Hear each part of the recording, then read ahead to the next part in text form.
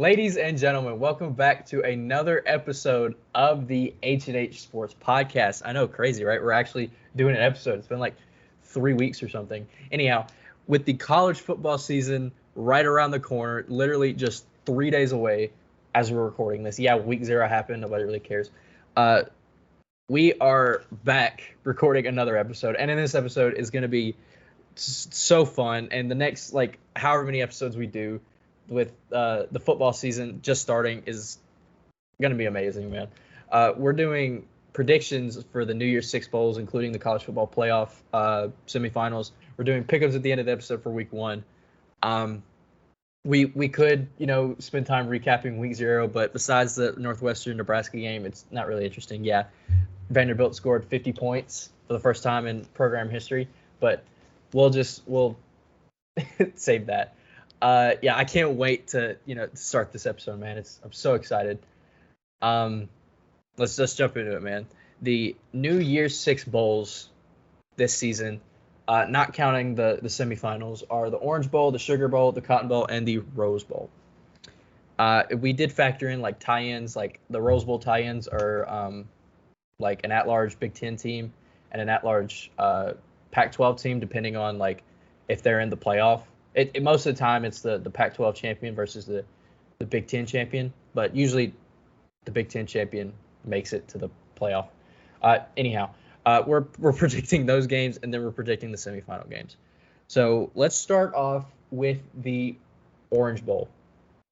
Like, I don't think these have, like, I know an ACC team is in this game, but other than that, it's not really like a too specific tie-in. Who do you have in this game? In this game, I have from the ACC, I have NC State, and then I got them playing Arkansas. NC State and Arkansas. NC State brings back the third best, 10 starters from the third best defense in the ACC. And then they also bring back, on offense, they bring back their quarterback who threw 35 touchdowns to 3 interceptions last season and like 3,400 yards. So I think NC State has a real shot to win the ACC. Really? But I do. I just don't know if they get in the playoff, Yeah, I don't think anybody besides Clemson from that conference will get in the playoff. Yeah, right. Speaking of, I have them in this game. I have Clemson versus Ole Miss in this game. I have Ole Miss as the second best team in the SEC outside of Alabama, Georgia, and I have Clemson winning that conference, the ACC. I think Clemson, they lose Brent Venables, who's been there since like 2012, and they lose Tony Elliott is the OC. They lose them to Virginia and Oklahoma, respectively, and those two have been like a vital part on why Clemson has been so successful this past half decade. Yeah, they're a great team. DJ Uiagalelei is going to have a bounce back season. He was pretty bad last year. He was the reason why that offense was so last year. And the defense, like the only reason that team was good was because of their defense. And Brent Venables was such a huge reason why, and now he's gone on to Oklahoma. So, I have them in a New Year's 6 bowl, but I really don't know how good Clemson can be. I'm just confident in like the talent and like the blue chip prospects that they do bring in. They'll still be a good recruiting school. They'll still have a lot of blue chip guys on that roster, so they'll be a talented team. I just don't know how like the new coordinators are going to fit in. Obviously, Dabo Swinney is still there, and he's a top 5 coach in college football right now. I'm worried about the coordinators and how they're going to deal with the talent that they have. And Ole Miss is just fair. Ole Miss. Ole Miss is just Ole Miss. They're going to be good. The Sugar Bowl. Who do you have in this game? In the Sugar Bowl, I have Georgia and Oklahoma. You have Georgia missing the playoffs. I just think Georgia. I think that offense is going to cost them some games this year. That's fair. I can't argue with that. The defense is still going to be good, but it's not going to be as good as last year. So you're not going to be able to lean on that defense as much as you did last year. And unless offense steps up big time, I think they're going to lose a game or two. And probably, I still think they'll play for the SEC championship. Don't get me wrong. But I don't see that offense beating Alabama without the defense they had last year. Yeah, that's definitely fair. They lost a lot of guys, and it was mostly on defense. But I don't know, man. I don't know if I count Georgia out like that. Stetson Bennett coming back as a national championship winning quarterback. I have them losing the SEC championship and going to the Sugar Bowl. I have A&M and Oklahoma in this game. A&M brings in the best recruiting class in college football history. They have what's his name? The quarterback, Haynes King. Haynes King, that's his name. Haynes King. He won the job. He's pretty good. I think he'll be pretty solid this season, and I like the team that he has around him. And obviously Jimbo Fisher's a national championship winning coach, so yeah, I have them as the third best team in the SEC just based on my records predictions. You go watch that episode if you haven't. Yeah, just based on record, I have them, in the Sugar Bowl, third best team in the SEC. And Oklahoma, I touched on their new head coach. The last game we talked about, Brent Venables, he's gonna have that defense looking right. That like outside of like Oklahoma State and like Baylor, there hasn't really been like good defenses in the Big 12 recently. So Oklahoma will have a pretty good defense just based on having Brent Venables, and their offense will be good as it always it will be with Dylan Gabriel coming in at quarterback. Yeah, I think Oklahoma's going to be like as good as they always are, but Oklahoma is always pretty much going to have a good offense no matter what. But now that they have Brent Venables, they're going to have a pretty decent defense. So yeah, I have Oklahoma in the Sugar Bowl against A&M. Now the Cotton Bowl, there are no tie-ins to this game, except for the best Group of 5 team makes it in this game. I'm interested to see what Group of 5 team you have in this game. I have Houston. Okay. I think Houston's going to be solid. Yeah, they're bringing a lot of guys back. They did lose a lot of guys to the draft, but they're still bringing the majority of the guys that helped them win 12 games last year back. Who do you have them playing? Right. Baylor. I have the exact same game. The Battle of Texas. Also a Final Four rematch from the tournament in 2021 when Baylor won the title. Fun fact. But yes, Battle of 2 Texas teams. That'll be a good game. If that happened, that would be a pretty good game.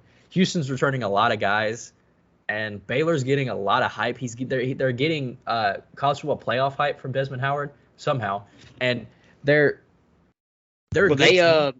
they arguably could have got in last year if it wasn't for Cincinnati. They had 2 losses. I don't think they were getting in. Like I obviously I understand the hype, but I don't understand playoff hype from freaking Baylor. Like they're a good team. They're the second best team in the Big 12 in my opinion, but I don't know if they're that good. Like they have questions at quarterback. Maybe I'm not in the loop. Maybe they do have this great quarterback that they can rely on. But yeah, obviously a quarterback isn't everything to a team, but it's a big part. It's the most important position on the team. Pretty important. Yeah, but I maybe I'm not in the loop. I don't really think they have this reliable piece at quarterback. Maybe they have this freshman that comes in and dominates. Who knows? I don't for sure. But the team around him is pretty solid. They didn't lose a ton of guys to the draft. They did lose their best receiver in Tyquan Thornton. They lost a lot of other guys. But Baylor will be a solid team this season, so I have them in this game. But I don't really understand the playoff fight that they're getting. It's just it doesn't really like click with me. Also Pittsburgh. Like, did we talk about Desmond Howard's freaking playoff predictions, bro? He had Baylor, Pittsburgh. I don't even remember the other 2 that he had because he had Baylor and Pittsburgh. Like, what is he on? Everybody else on that panel had like one of them had Utah, which isn't like this outlandish take because Utah's pretty good, but he had Pittsburgh and Baylor, bro. Like, all right, he had Texas A&M, Pittsburgh, Baylor, and Michigan. No Alabama, no Ohio State, no Notre Dame, no Georgia. Just No these. Clemson. Just these, teams. He's just like, you know what? Let me put these guys in. I know he went to Michigan, right? Yeah. Yeah, that's a homer pick. So he had Texas A&M and Michigan playing for the national championship, and Texas A&M win the national championship. Yeah, Desmond Howard's bracket was utter garbage. But anyhow, I have Baylor not making the playoff. I have them in the Sugar Bowl or the Cotton Bowl. Sorry, like we both had the same game. Yeah.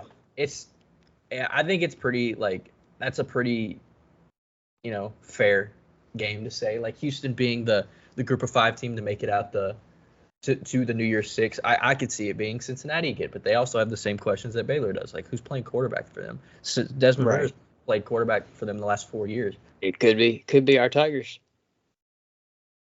We can only dream. The Rose Bowl. Who do you have in the Rose Bowl? I have Wisconsin and USC. Explain. They bring back Braylon Allen, and I mean, the Big Ten outside of Ohio State, that second team is always just in a gray area, Yeah, pretty much. I just feel like Wisconsin. That's who I went with. Iowa is another possibility there, I think. I have USC and Michigan in this game. USC is going to be a really good team this year, just based on talent and coaching, that the new coaching and new talent that they bring in.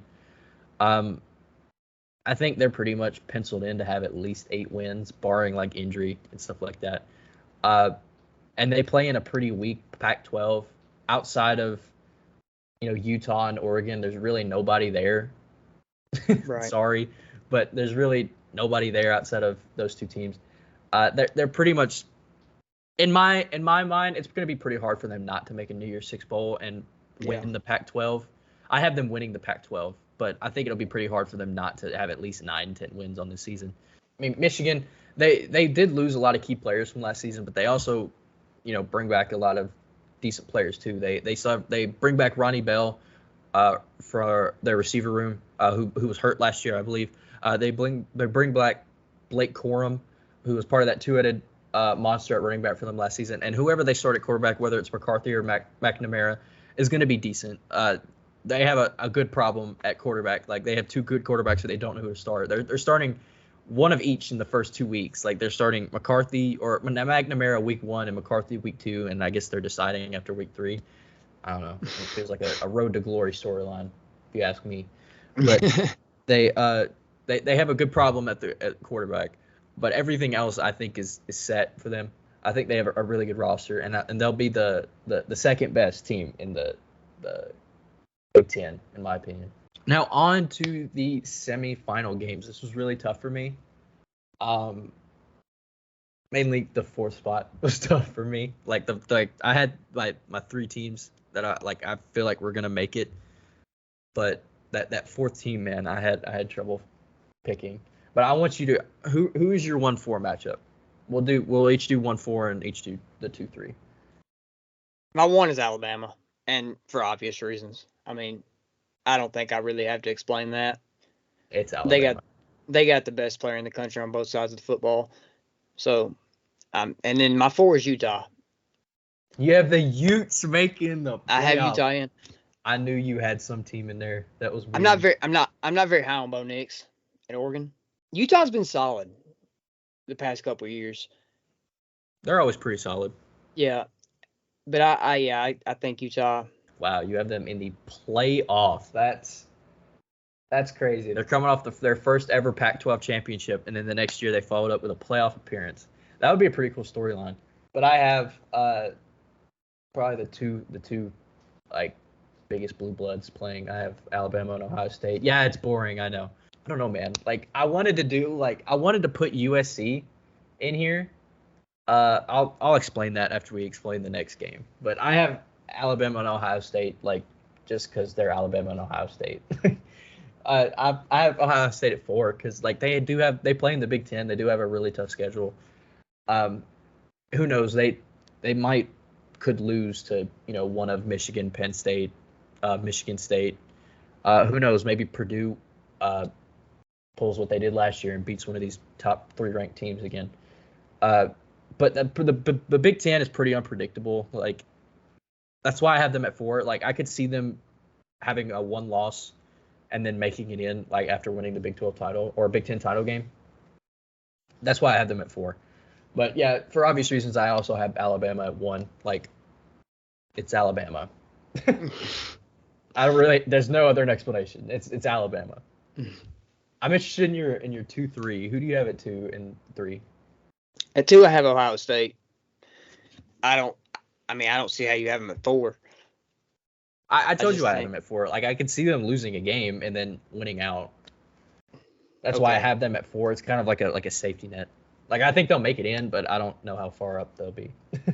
Okay. Well, I got them at 2 because I think they'll be right there with Alabama as far as. I mean, they're just loaded with talent. And then at 3, I have Notre Dame. Notre Dame. I'm really high on Notre Dame this year. I have them at 2. Yeah, I'm really high on Notre Dame. I think everything. I was thinking about changing them to 4, and you had them at 2. Yeah, I'm really high on him. I believe in Marcus Freeman as a head coach. I think he's, built for that position at Notre Dame.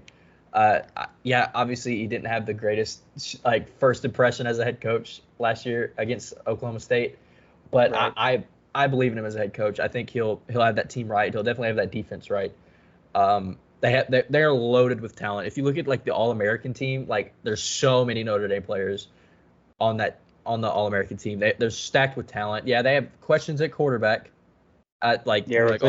What's his name? Jack Cohn? Was his name Jack Cohn? Jack Cohn. He's gone. Jack Cohn. He played college for 8 years, it seemed like. But you said that about Baylor. They have questions at quarterback, but I just believe in the quarterback that they do have. I watched film on the Notre Dame quarterback. I think he'll be a good, decent quarterback. And he has the talent around him for if he's not good, he has talent around him to carry him. He has the best tight end in the country, in my opinion. Yeah, he's got that safety net in Michael Mayer at tight end. So Notre Dame is just loaded. I think they're too loaded to not make the playoff this year. And they have their cupcake independent schedule that they have every year. So right. Other than Ohio State, I do have Ohio State and Notre Dame in the playoff together when they do play week 1, but it is a week 1 game. There's so much ground you can make up for whoever loses that game. So I don't think that's... I will say it would be easier for Ohio State to make up that ground than Notre Dame, I think. Yeah, I guess this is me predicting that Notre Dame is going to win that game because I have them at 2. Because it's going to be easier for Ohio State because they have that conference championship game to fall back on. Yeah, and Notre Dame doesn't. I don't know. I guess this is me predicting that Notre Dame's going to win that game, and Alabama loses and makes up the ground and makes it back in. But that's a bold prediction, but I don't think it is. I think Notre Dame is the second best team in the country, in my opinion. Sue me. And I have Georgia at 3. It's the same situation as last year. They go undefeated, lose a championship game, and get in at 3. They're penciled in. But yeah, I just think that offense is going to cost them a game or two. I think it'll be the same situation as it was last year. It's their defense will I don't obviously expect them to hold opponents to 9 points per game again, but I think their defense will be good enough, and I think their schedule will help them with that. I don't think they have the greatest schedule. They still play in the SEC East, and yeah, I predicted Florida will be better, but I don't think they'll have any problem with who they play this season. I think their toughest game this season is against Oregon, and after that you could say Tennessee, Kentucky maybe. I don't know. It's all. I think this is all all that is subjective, but I think Georgia will be a playoff team again. I just think I think them, Alabama, and Notre Dame are penciled in my opinion. But maybe Georgia doesn't make it. Maybe they have a couple of scary games on their season. Maybe they have a close game against Oregon. Maybe they have a close game against Tennessee and Kentucky. They barely scrape by, and then they lose the conference title game, and then they just don't make it, and somebody else does. I can see that happening, but I have them making it. With that, I have Alabama and Notre Dame in the playoff. In my opinion, they're the 2 best teams in college football right now. Yeah, I'll agree with that. I mean, if we really got a rematch from week 1 in the Fiesta Bowl, or I do. Yeah, I'll take Alabama and Notre Dame in the title game, and I think Alabama will win. It's boring, but I mean, we could be Desmond Howard and get flamed on Twitter. It's just it's boring picks. I have a bunch of blue bloods in here, and so does Jackson, except for Utah. Like, I wanted to make a fun pick like that, but the reason I didn't have USC in here, I was going to put USC in here. The reason I didn't do that is because they play Notre Dame on the last week of the season. And since I think Notre Dame is kind of penciled in to make it, I really can't have them in there together if they play the last week of the season. Right. Unless they're both like 12-0. Yeah, But, it's boring, but I mean, it's college football. It's Alabama. I mean, yeah. there's Like- no more. There's no more to say. I mean, And Saban's there until what, 2028? So 2030. Oh wow. All right. He signed an extension. He's gonna die before that contract runs out, probably. So yeah, those are our New Year's 6 bowl predictions. It'll be fun to go back and look at and say, wow, that was stupid. Yeah. Just like any predictions we do, they're just predictions. Like I could see me flaming out on the whole being so high on Notre Dame, but because it's Notre Dame, they always choke. But I think this is the year that they make the whole thing and still choke in the end. But they will make the whole thing. Now, for the best part of the episode, the pick'ems, the first pick'ems of this college football season. Obviously, we had just finished week 0. We really don't care about those games, but the first pretty big game of this season. Note, like you said, Vanderbilt scored 60 for the first time ever. I know it's revolutionary. Yay, Vanderbilt! All right. Hey, their coach did say they were going to be the best team in the country. So maybe this is a step towards that. I mean, nobody else but Vanderbilt is putting up 63 on Hawaii. I'm just saying. Only Vanderbilt is doing that. Does Vanderbilt have the best record in the SEC right now? Best point differential in college football. All right, first game is on Thursday. There's a lot of Thursday games, but the first game is number 17 Pitt versus West Virginia.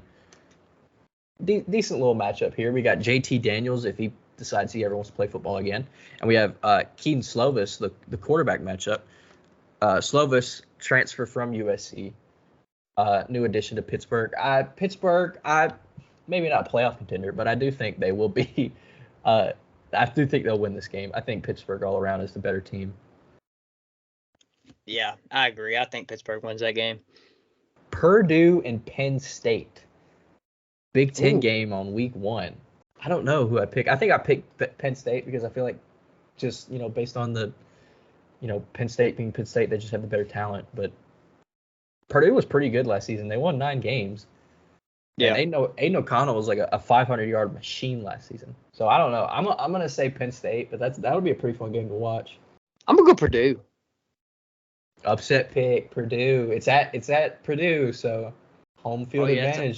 It's a home field advantage. Yeah, I think I'm gonna go Purdue. Notre Dame, Ohio State.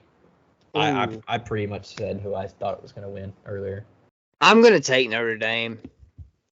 Just because both take Notre Dame in that game. I'm gonna take Notre Dame in this one. That's gonna be a good game, dude. But I think it could go either way. I think Ohio State is like a double-digit favorite in that game. Which I don't really know if I blame like Vegas for that, but I just think Notre Dame's like better than that. Like I don't blame them favoring Ohio State, but double-digit favorite, it's kind of eh. But I think Notre Dame will win that game. But Memphis and Mississippi State, obviously Homer's here. But I don't know, man. Do I pick my team on this or what? I'm going to go ahead and say it. I really do think Mississippi State's going to win this football game. And them being at home, too, the freaking cowbells and whatnot. But then at the same time, I could see us going down there and winning. But I think I'm going to pick Mississippi State as much as it pains me to pick against Memphis. Again, I could see them killing us. I could also see us, sneaking out of there with a win. It's hard to predict that game, but I think Mississippi State's going to win that game too, as much as it pains me to say. Next game, Utah, Florida. I think Florida's going to be decent this year, and you have Utah in the playoff. That means I'm obviously taking Utah. If they lose to Florida, they're not making the playoff. Do I just ride the Florida train and let Florida win this game? I ain't gonna lie. Top 10 win to start the season at home.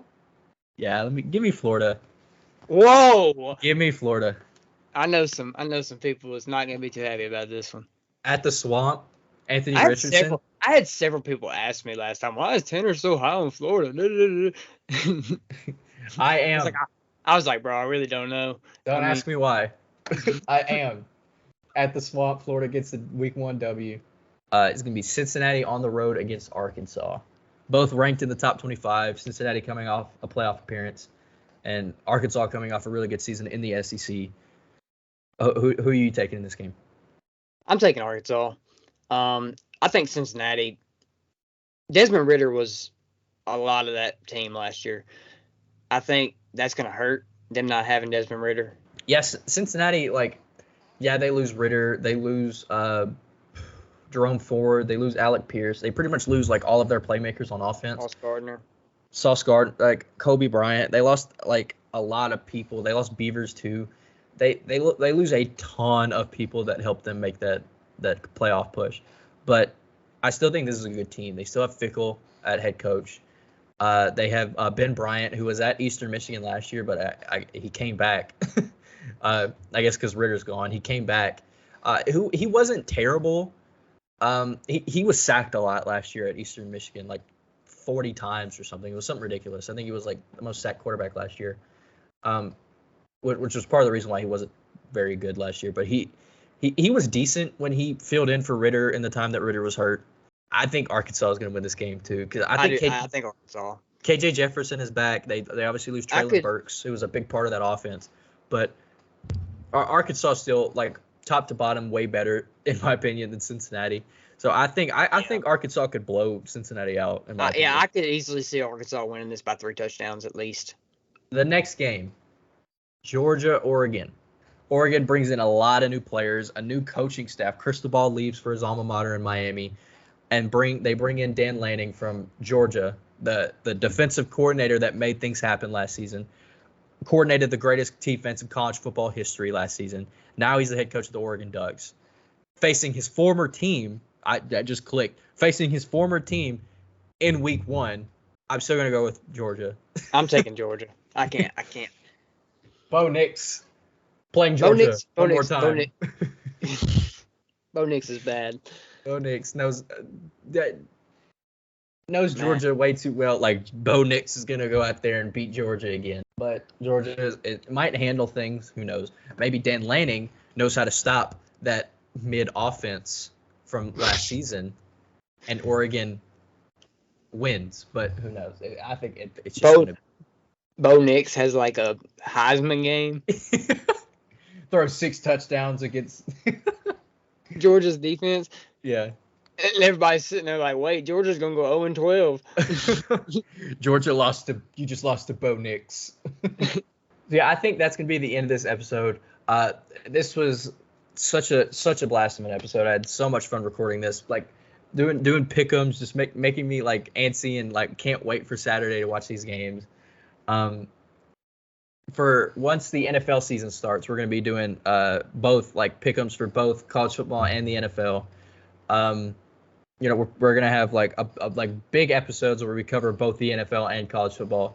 In this, we're going to recap the previous week and for both NFL and college, and then we're going to do pick'ems for both of them as well. So just counting the days down until the NFL starts, which is 2 weeks from yesterday as we record this.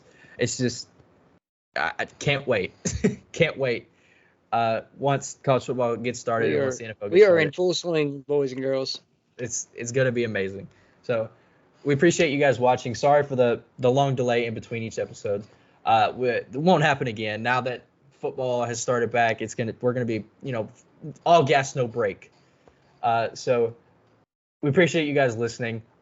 Subscribe to the YouTube channel, hit the notification bell so you guys never miss an episode. Follow us on Spotify, follow us on Apple Podcasts, wherever you get your podcast.